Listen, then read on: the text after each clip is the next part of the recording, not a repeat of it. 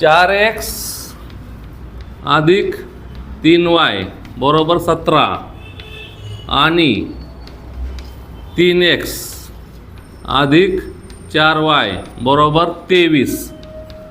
तर x वजा y ची किंमत काढा असा प्रश्न आहे बघा. x वजा y ची किंमत काढा. तर काय करायचं, पहिल्यांदा दोन्ही समीकरणांची बेरीज किंवा वजाबाकी काय करायची ते ठरवावं लागतं. आधी आपण नंबर देऊ समीकरणांना.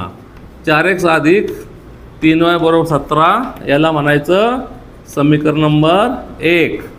नंतर लिहायचं 3x अधिक 4y बरोबर 23 याला म्हणायचं समीकरण नंबर 2. आता पहा इकडे, आधी आपण ठरवायचं की यांची बेरीज केली पाहिजे का वजाबाकी. जर बेरीज केली तर काय होईल, 7x अधिक 7y होईल. पण आपलं काय पाहिजे, x वजा y पाहिजे. मग जर आपण यांची वजाबाकी केली तर x मधून x निघून जाईल, y मधून y जाईल, 3 अधिक 4 वजा आहेत, वजा y होईल. म्हणजे आपण वजाबाकी करणे योग्य आहे. मग असं म्हणायचं समीकरण 1 मधून समीकरण 2 वजा करू. काय करायचं, वजा करायचं. ते ठरवावं लागतं आधी नीट बघा. येथे आपले x वजा y पाहिजे, ते उत्तर येण्यासाठी आपल्याला ठरवायचं आहे.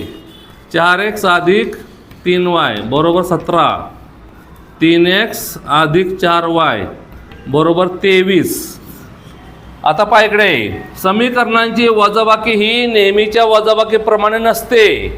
समीकरणाची वजाबाकी याचा अर्थ फक्त एवढा घ्यायचा की जे दुसरं समीकरण आहे ना त्याला जे काही चिन्ह असतील ती चिन्ह बदलायची. म्हणजे अधिक असेल तर वजा करायचं आणि वजा असेल तर चिन्ह इथं अधिक मांडायचं. पहिल्याची चिन्ह बदलायची नाही, ते आहे तशी ठेवायची. आता पहा इकडे, 17 अधिक आहे 23 वजा आहेत, नवीन चिन्ह पाहिजे नवीन.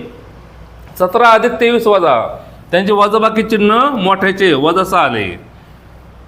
येथे 3 अधिक 4 वजा आहे, वजाबाकी वजा 1 y म्हणजे नुसता y आला. 4 3ला 1 x राहिला, नुसता x राहिला. येथे गुणक वर काय आले नाहीत, म्हणजे 1 1 आलेला आहे, भागायची गरज नाही. x वजा y ची किंमत काय आली, वजा 6 आली.